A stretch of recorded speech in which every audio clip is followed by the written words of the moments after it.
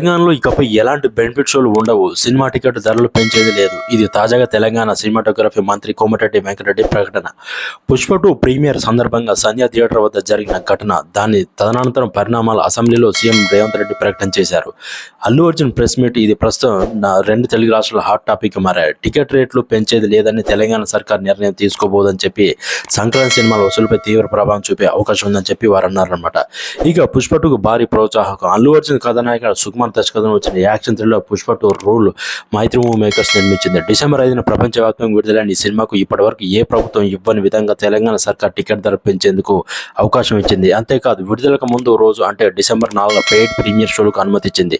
సదరు షోకు టికెట్ ధర అదనంగా దాదాపు 800 పెంచుకునేలా వెసులుబాటు కల్పించింది. దీంతో సాధారణ థియేటర్లో టికెట్ ధర 1000 దాటిపోక మల్టీప్లెక్స్ల పన్నుతో కలిపి 1200 పైన అయింది. అలాగే విడుదలైన రోజు నుంచి 4 రోజులు ఒక టికెట్ దాదాపు 500 వరకు ఉంది. దీంతో పుష్ప 2 భారీగా వసూలు రాబట్టింది. తొలి రోజు అత్యధికంగా 294 కోట్లు రాబట్టి సంచలనం క్రియేట్ చేసింది. ఇప్పుడు ఏకంగా 1500 కోట్ల పైగా వసూలు దూసుకుపోతున్న పుష్ప 2 గురించి ఇక మనం తెలుసుకుందాం.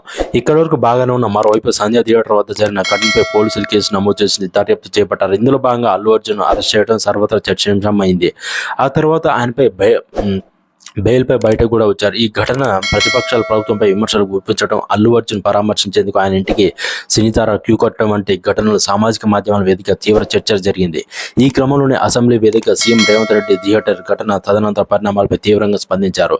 థియేటర్ వద్ద జరిగిన విషాదకర ఘటన విజయంలో అల్లు అర్జున్ సహా సినీ ప్రముఖులు కనీసం మానవీయ దృక్పథం స్పందించాలని చెప్పి అన్నారు. ఇక సామాన్య ప్రజల ప్రాణాలు పోతున్నా సరే ప్రత్యేక సదుపాయాలు కల్పించాలని మాత్రం కుదరని స్పష్టం చేశారు. ఇక మంత్రులు వెంకటరెడ్డి కూడా ఈ విషయాన్ని ధృవీకరించారు. దీంతో రాబోయే సంక్రాంతి సినిమాలకు ప్రభుత్వ నిర్ణయం తీవ్ర ప్రభావం చూపనుందన్నమాట. సో ఇక రాబోయే సినిమా సంక్రాంతికి వినోదాల విందును పంచడానికి పలు చిత్రాలు రెడీగా ఉన్నాయి. ఈ ముగ్గురు పండుగ మొదటగా పలికించే చిత్రం గేమ్ చేంజర్.